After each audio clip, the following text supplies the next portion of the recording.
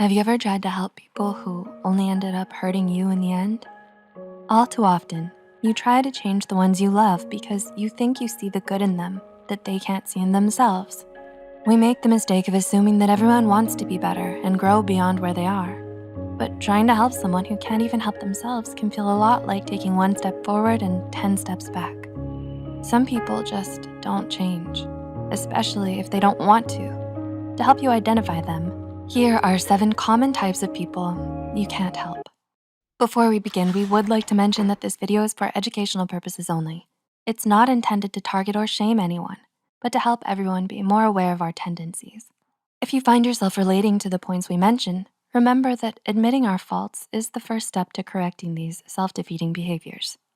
Number 1, victim-minded people.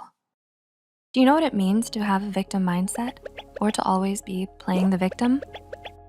Have you ever come across those perpetual naysayers who are always looking to make excuses for their own bad behavior?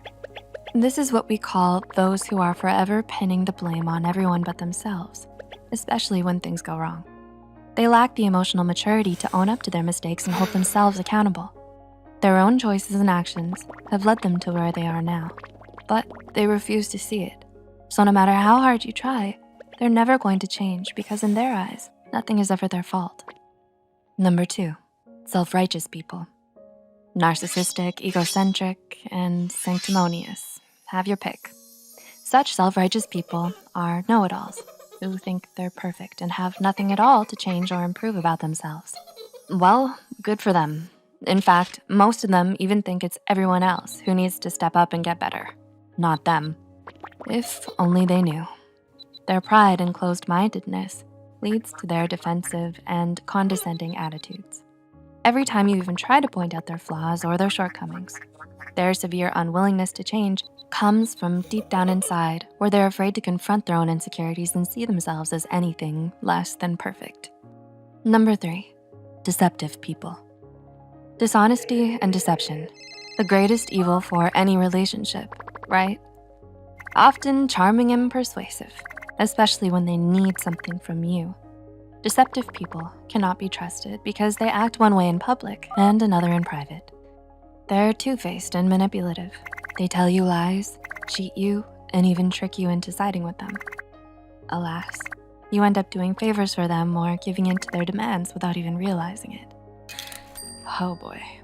So next time your gut tells you someone asking for help can't be trusted, it's important to be sure of their intentions before you lend them a hand.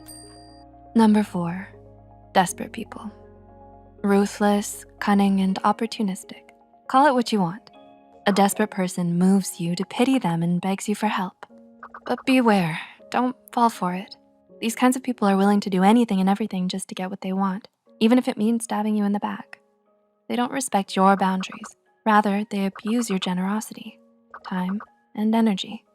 The worst part is they're always asking for favors, but never paying you back, and they have no problem using your good nature against you.